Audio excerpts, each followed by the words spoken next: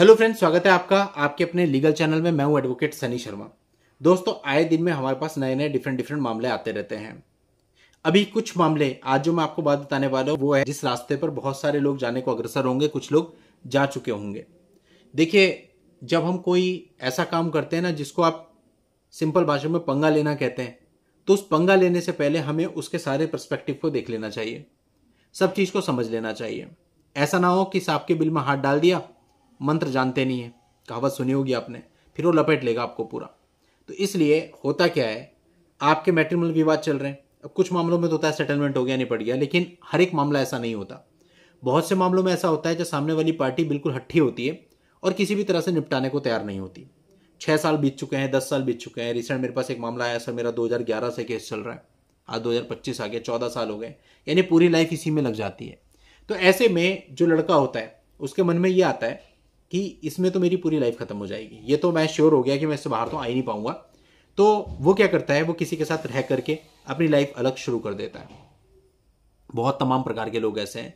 अब कोर्ट कचहरी में 10 साल हो गए, 12 साल हो गए, कब तक उलझेंगे। तो किसी को अपनी परिस्थिति पूरी बताई और वो भी एग्री हो गया, सामने वाली पार्टी, और दोनों पार्टी मिलकर साथ में रहने लगी, अपना परिवार भी हो गया, बच्चे भी हो गए, सब कुछ हो गया। इस प्रकार की चीज बहुत सारे लोग इस चीज से बचने के लिए कर रहे हैं। लेकिन दोस्तों, वो लोग क्या करते हैं कि इस चीज को कर तो लेते हैं लेकिन इसमें प्रिकॉशन नहीं रखते, जिसकी वजह से क्या होता है, चीजें फंस जाती हैं। अभी रिसेंटली मेरे पास एक मामला आया था जहां पर पत्नी ने पति के ऊपर 498 का केस दर्ज कराया और साथ ही साथ उसने पुलिस को यह भी बता दिया कि भाई ऐसा है, इस बंदे ने दूसरी शादी कर रखी है। पुलिस ने जब इन्वेस्टिगेट किया, लोगों से बयान लिए, सब कुछ देखा चाहा, तो उसमें एफआईआर में 494 सेक्शन भी बढ़ा दिया। अब 494 आपके ऊपर लगता है तो द्विविवाह का सेक्शन है, यानी बायगामी का सेक्शन है, जिसमें 7 साल तक की सजा है। यह अधिकतर लोगों को पता होता है। अब बात आती है कि ये सजा कैसे प्रूव हो सकती है, कैसे प्रूव नहीं। आप किसी के साथ रह रहे हो, उससे बायगामी साबित नहीं होती, उससे यह पता नहीं चलता कि आपने शादी करी रखी है, जब तक कि शादी का प्रूफ ना लगाए।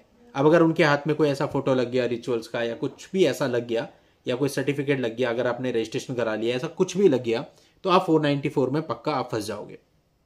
आपको ये काम नहीं करना। अगर आप ऐसे फंस जाते हैं तो दिक्कत हो जाएगी। तो अगर आप इस प्रकार से कर रहे हैं तो सबसे पहले ये ध्यान रखिए, जिसके साथ भी आप रह रहे हैं उसके साथ प्रॉपर विवाह आप नहीं कर सकते जब तक आपको डाइवोर्स की डिग्री ना मिल जाए।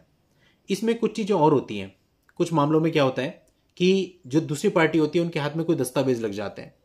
अब आपने दूसरी लाइफ शुरू कर दी, आप भी भूल गए कि कोई केस चल रहे हैं या भविष्य में हो सकते हैं, और आपके बच्चे भी हो गए, हॉस्पिटल में नाम लिखा हुआ है, हस्बैंड में आपका, वाइफ में उस नई लड़की का, बच्चों के सर्टिफिकेट बन के डेट ऑफ बर्थ के उसमें भी नाम लिखा हुआ, हस्बैंड में आपका और वाइफ में उसका। अब अगर आप हस्बैंड और वाइफ लिख के आ रहे हो, इसका मतलब आप शादी को अपनी खुद ही एडमिट कर रहे हो, और इनमें से कोई भी कागज उनके हवाले लग गया तो 494 आप पे साबित हो जाएगी।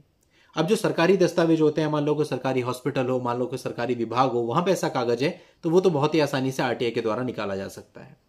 तो आपको ध्यान ये रखना है कि अगर आप इस प्रकार का पंगा ले रहे हैं तो फिर आपको ये सारे प्रिकॉशंस ध्यान रखने होंगे। अगर कहीं से भी, चाहे आपने शादी करी है एक्चुअल में दूसरी या शादी नहीं करी है, लेकिन अगर ऐसा कोई कागज हाथ में लग गया जिसमें आप हस्बैंड वाइफ नजर आ रहे हो, तो आपकी शादी प्रूव हो जाएगी और उसमें आपको सजा भी पड़ जाएगी, क्योंकि शादी प्रूव हो गई तो उसमें और तो कुछ प्रूव करना ही नहीं होता, सिर्फ इतना ही प्रूव करना होता है। तो कंक्लूजन यह है कि मैरिज तो आपको सेकंड करनी नहीं कैसे भी, और अगर आप किसी के साथ रह भी रहे हो तो भी आपको विद प्रिकॉशन रहना पड़ेगा। अगर आपकी मैरिज साबित हो गई, भले ही आपकी एक्चुअल मैरिज ना हुई हो, लेकिन दस्तावेजों से साबित हो गई, तो आप गए, आप फंस गए और आपको पनिशमेंट मिल सकती है। तो दोस्तों, 498 में जो होता है, अधिकतर आपको पता होता है कि फॉल्स लिखा होता है, तो पनिशमेंट का कोई हिसाब नहीं होता, लेकिन ऐसे मामलों में पनिशमेंट आपको मिल जाएगी तो आप फंस जाएंगे। फिर सारी ही चीजें देखो, कोई भी एक मामला आपके ऊपर ऐसा आ गया ना जिसमें आप फंस रहे हैं, तो सामने वाली पार्टी आप पे दबाव डाल के अपनी सारी मांगों को पूरा करवाएगी, और आपके पास उनकी मांगों को पूरा करने के अलावा कोई भी ऑप्शन होगा नहीं। तो फिर इसलिए ऐसा दबाव आपके ऊपर ना बने, उसके लिए जरूरी है कि आप स्वयं से कोई गलती ना करें।